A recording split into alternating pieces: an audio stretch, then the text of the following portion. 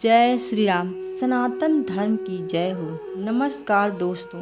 अयोध्या में श्री राम लला की मूर्ति का प्राण प्रतिष्ठा 22 जनवरी 2024 को किया जाएगा, जिसको लेकर देश में ही नहीं बल्कि विदेशों में भी उत्साह बना हुआ है और हर भारतीय राम लला के स्वागत में मगन हो रहे हैं। दोस्तों, इसी के प्रेरणा स्रोत मैंने रामचरितमानस को बहुत ही सरल तथा संक्षिप्त रूप में प्रस्तुत करने की कोशिश की है। आज इस क्रम में मैं अपने संक्षिप्त रामायण का 7वां भाग प्रस्तुत करने जा रही हूँ। उम्मीद करती हूँ कि इस वीडियो को और भी ज़्यादा प्रेम तथा स्नेह मिलेगा। दोस्तों, यदि चैनल पर नए हैं तो कृपया चैनल को सब्सक्राइब करके बेल आइकन को प्रेस कर लीजिए, जिससे आप हमेशा सनातन धर्म से जुड़े रहेंगे। सबरी के बेर। सीता हरण के बाद जब रामचंद्र जी और लक्ष्मण जी सबरी के आश्रम में पहुँचे तो सबरी प्रेम में मग्न हो गई। सबरी बोली, मैं अत्यंत मूढ़ और नीच हूँ, अतः मैं किस तरह आपकी स्तुति करूँ। रामचंद्र जी ने कहा कि मैं ऊंच नीच का नहीं बल्कि भक्ति का ही संबंध मानता हूँ। तब रामचंद्र जी ने सबरी को नवधा भक्ति का ज्ञान दिया। तुलसीदास जी ने सबरी के बारे में प्रचलित दंत कथा का उल्लेख नहीं किया है, लेकिन यह काफ़ी लोकप्रिय है। सबरी भील जात की थी और बचपन से ही राम भक्त थी। एक दिन मतंग ऋषि ने सबरी को आशीर्वाद दिया कि उसे एक दिन रामचंद्र जी के दर्शन होंगे। तब से सबरी उनका इंतजार करने लगी। कुछ देर तक प्रभु के दर्शन करने के बाद सबरी बेर और कंद मूल लेकर आई। बेर खट्टे न हो, इस डर से उसने राम को बेर नहीं दिए। वह खिलाने से पहले उन्हें चखने लगी। अच्छे और मीठे बेर रामचंद्र जी को खाने को देती थी और खट्टे बेर फेंक देती थी। सबरी की भक्ति को देखकर रामचंद्र जी मोहित हो गए। जब लक्ष्मण जी को इस बात पर अचंभा हुआ कि रामचंद्र जी जूठे बेर खा रहे हैं, तो रामचंद्र जी ने समझाया कि ये जूठे बेर सबरी की भक्ति और प्रेम के प्रतीक हैं। तभी से यह कहानी सबरी के बेर नाम से प्रसिद्ध हुई।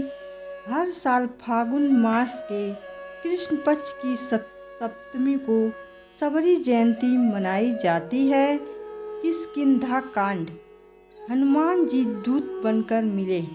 सीता हरण के बाद जब रामचंद्र जी ऋषिमुख पर्वत के निकट पहुँचे तो वहाँ रहने वाला सुग्रीव उन्हें दूर से देखकर डर गया। सुग्रीव ने हनुमान जी से कहा कि वे ब्रह्मचारी के वेश में जाकर उनके इरादों का पता लगाएं।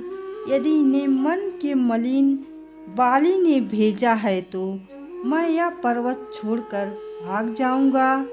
रामचंद्र जी से भेंट करने के बाद हनुमान जी को पता चला कि ये तो अवतार पुरुष श्री राम हैं। इस पर हनुमान जी ने प्रभु से कहा कि इस पर्वत पर वानर राज सुग्रीव रहता है, जो आपका दास है। उन्होंने यह सुझाव भी दिया कि रामचंद्र जी अगर सुग्रीव से मित्रता कर लें तो वह सीता जी की खोज कराएगा और करोड़ों वानर रामचंद्र जी के काम में मदद करेंगे।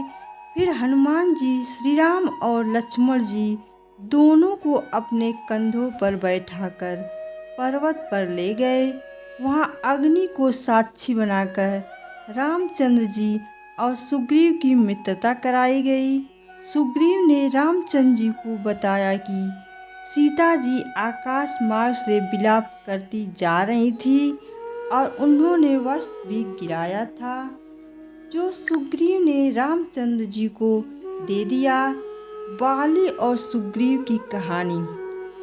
जब रामचंद्र जी ने सुग्रीव से पूछा कि वह पर्वत पर क्यों रहता है, तो सुग्रीव ने कहा कि बाली उसका भाई था और वे एक दूसरे से बहुत प्रेम करते थे। एक बार मैदानव का पुत्र मायावी वहाँ आया और आधी रात को नगर के फाटक पर आकर बाली को ललकारने लगा। बाली दौड़कर वहाँ गया और सुग्रीव भी साथ था। मायावी एक पर्वत की गुफा में घुस गया। तब बाली ने सुग्रीव को समझाया कि तुम एक पखवाड़े तक मेरा इंतजार करना। अगर मैं इतने दिन में न लौटूं तो समझ लेना कि मर गया। सुग्रीव 1 महीने तक गुफा के बाहर ही खड़ा रहा। फिर एक दिन उस गुफा में से खून की धारा निकली। तब सुग्रीव को यह डर सताने लगा कि मायावी ने बाली को मार डाला है और वह कहीं आकर उसे भी न मार दे। इसलिए सुग्रीव गुफा के द्वार पर चट्टान रखकर भाग आया। मंत्रियों ने जबरदस्ती उसे राजा बना दिया। सुग्रीव ने रामचंद्र जी को बताया कि जब बाली मायावी को मारकर लौटा तो उसने मुझे राजा देखकर सोचा कि राज्य के लालच में मैंने गुफा पर चट्टान रखी थी ताकि वह बाहर न निकल पाए और मैं राजा बन जाऊं। इसके बाद बाली ने सुग्रीव को बहुत मारा और उसका सारा धन तथा पत्नी भी छीन ली। सुग्रीव ने कहा कि बाली शाप के कारण यहाँ नहीं आता है, लेकिन फिर भी मैं उससे बहुत डरता हूँ। बाली वध। सुग्रीव का दुख सुनकर रामचंद्र जी विचलित हो गए, क्योंकि सेवक का दुख उनसे सहन नहीं होता। और तुलसीदास जी कहते हैं कि जो लोग मित्र के दुख से दुखी नहीं होते, उन्हें देखने से ही बड़ा पाप लगता है। वे कहते हैं कि मित्रता की पहचान यही है कि आप अपने पर्वत जितने बड़े दुख को धूल के समान माने और मित्र के धूल जितने बड़े दुख को सुमेरु जैसा बड़ा पर्वत माने। रामचंद्र जी ने सुग्रीव को तसल्ली देते हुए कहा कि वे बाली का वध करके उसके दुख दूर करेंगे। सुग्रीव ने कहा कि बाली महाबली है, अतः काम मुश्किल है। इसके बाद की कहानी गोस्वामी ने नहीं बताई है, लेकिन अन्यत्र उल्लेख मिलता है कि बाली त्रेता युग में अजेय था, क्योंकि ब्रह्मा जी के वरदान के कारण बाली के पास यह शक्ति थी कि जो भी विरोधी उसके सामने आकर लड़ता था, उसकी आधी शक्ति बाली के पास चली जाती थी। इसी वरदान के बूते पर बाली ने रावण जैसे योद्धा को भी हरा दिया था। बाली के पास स्वयं 70,000 हाथियों का बल था, इसलिए आमने सामने की लड़ाई में वह अजेय था। बाली और सुग्रीव एक जैसे दिखते थे, इसलिए पहली बार जब सुग्रीव ने बाली को ललकारा तो रामचंद्र जी उसकी मदद नहीं कर पाए। अगली बार उन्होंने सुग्रीव के गले में माला डालकर भेजा ताकि वे उसे पहचान सकें। फिर उन्होंने एक ही तीर से साल के 7 वृक्ष भेद कर बाली का वध किया। मरते समय बाली ने रामचंद्र जी से कहा कि अगर तुम अपनी पत्नी खोज रहे थे तो तुम्हें मुझसे मित्रता करनी चाहिए थी। मैं रावण को हराकर तुम्हारे कदमों में डाल देता। बाली की मृत्यु के बाद लक्ष्मण जी ने सुग्रीव का राज तिलक कराया और बाली के पुत्र अंगद को युवराज बना दिया। सुग्रीव का राजमोह। सुग्रीव को राजा बनाने के बाद रामचंद्र जी ने कहा कि वे 14 वर्ष तक नगर में नहीं आ सकते, इसलिए वे पर्वत पर ही रहेंगे। लेकिन राजा बनकर तुम मेरा काम मत भूलना और याद से करना। वर्षा ऋतु बीतने के बाद जब शरद ऋतु आ गई, तब भी सीता जी की कोई खबर नहीं मिली। तब रामचंद्र जी ने कहा कि राज्य खजाना, नगर और स्त्री को पाकर सुग्रीव मुझे और मेरे काम को भूल गया है। वे लक्ष्मण जी से बोले कि सखा सुग्रीव को केवल भय दिखलाकर आ जाओ। इधर हनुमान जी ने सुग्रीव को समझाया और सुग्रीव ने हनुमान जी के समक्ष अपनी गलती मानी। सुग्रीव ने कहा कि विषयों ने मेरे ज्ञान को हर लिया था, अतः दूतों के समूह भेजो और सबसे कह दो कि एक पखवाड़े में जो नहीं लौटा उसका मैं स्वयं वध कर दूंगा। उसी समय लक्ष्मण जी वहां पहुंच गए और सुग्रीव को उसकी कृतघ्नता याद दिलाने लगे। तब सुग्रीव ने क्षमा मांगते हुए कहा कि विषय के समान कोई मद नहीं है और यह मुनियों के मन में भी मोह उत्पन्न कर देता है। फिर मैं तो विषयी जीव ही ठहरा। सुग्रीव ने वानरों के समूहों को समझाकर कहा कि यह रामचंद्र जी का कार्य है और महीने भर में सब लौट आना। जो महीने भर में नहीं लौटा उसे मृत्यु दंड दिया जाएगा। सभी दिशाओं में बानर भेजने के बाद सुग्रीव ने सीता जी का पता लगाने के लिए नल, नील, हनुमान, अंगद, जामुन और हनुमान जैसे श्रेष्ठ योद्धाओं को दक्षिण दिशा में भेजा। स्वयं प्रभा की सहायता। दोस्तों, जब हनुमान जी साथियों समेत पहाड़ पर पहुँचे तो राह भटक गए। सभी प्यास के मारे बेहाल थे। तभी उन्होंने देखा कि बहुत से पक्षी पृथ्वी के अंदर एक गुफा में जा रहे थे। हनुमान जी ने सबको वह गुफा दिखलाई और सभी उसमें चले गए। अंदर उन्हें एक उपवन और एक तालाब दिखा। वहीं एक सुंदर मंदिर था जिसमें एक तपोमूर्ति स्त्री बैठी थी। सबने उस स्त्री को प्रणाम किया और उसने सबको फल खाने को कहा। बानरों की पूरी बात सुनकर वह बोली कि वह रामचंद्र जी के मकाम में मदद करना चाहती हैं। वह तपस्विनी बानरों से बोली, तुम लोग आंखें मूंद लो और मैं अपने तपोबल से तुम्हें उस जगह पहुंचा देती हूँ जहाँ तुम सीता जी के बहुत निकट पहुँच जाओगे। जब बानरों ने आंखें खोली तो वे समुद्र तट पर खड़े थे। यह तपोमूर्ति स्त्री स्वयं प्रभा थी, जो बाद में रामचंद्र जी के पास गई और उन्हें प्रणाम करके बद्रिकाश्रम को चली गई। तुलसीदास जी ने तपस्विनी का नाम नहीं दिया है।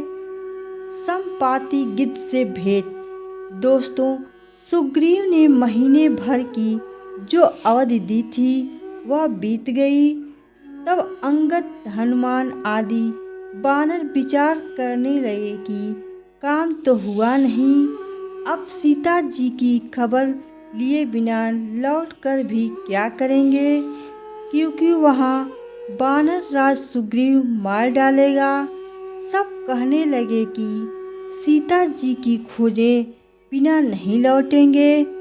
तभी पर्वत की गुफा में से संपाति गिद्ध बाहर आया और उसने कहा कि ईश्वर ने मुझे घर बैठे बहुत सा आहार दे दिया।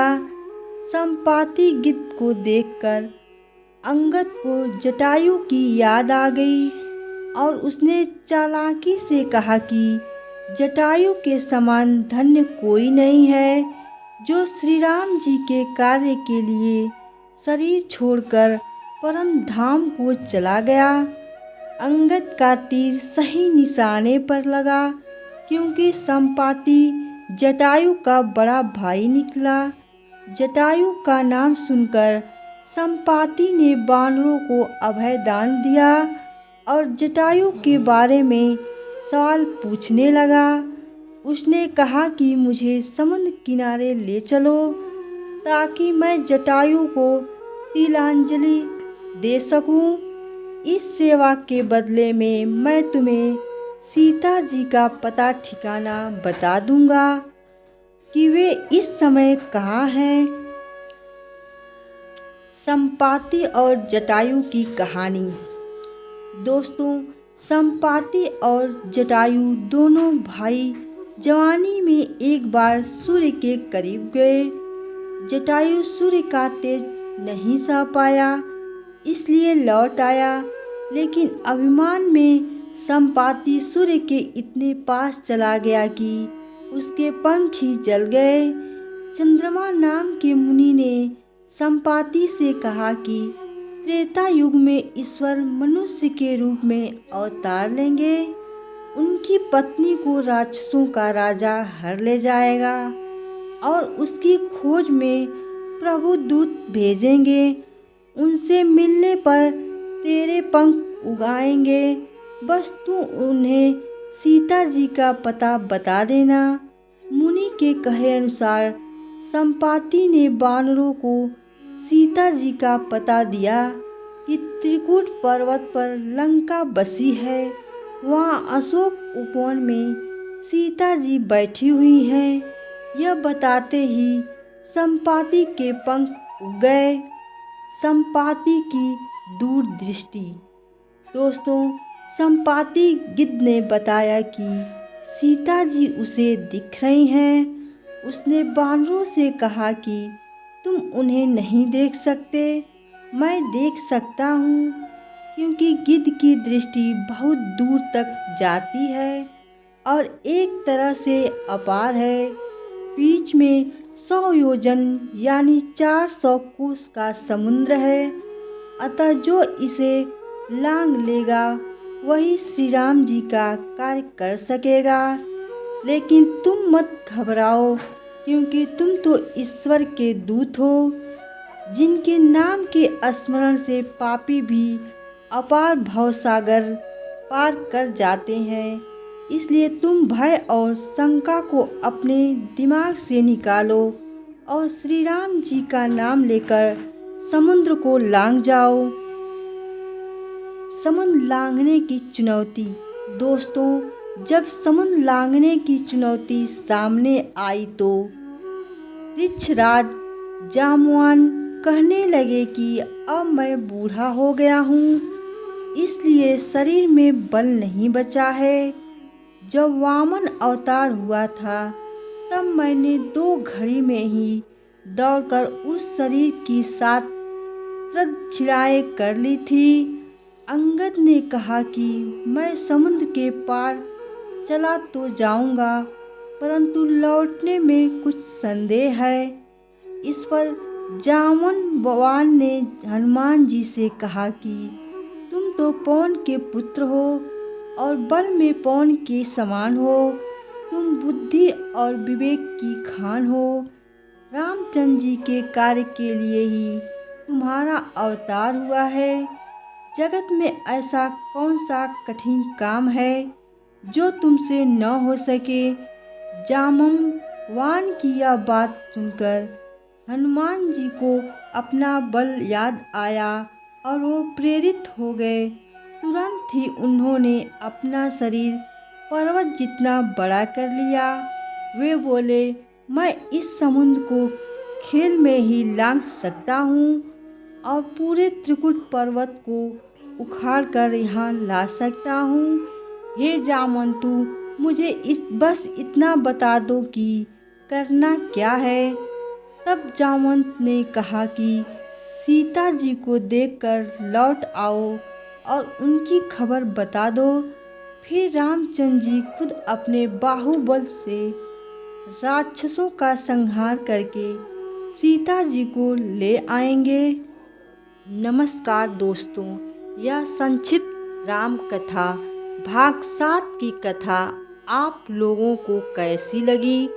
कमेंट में जय श्री राम जरूर लिखें और अभी तक चैनल को सब्सक्राइब नहीं किए हैं तो कृपया चैनल को सब्सक्राइब कर लीजिए।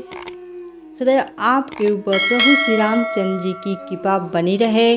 जय श्री राम।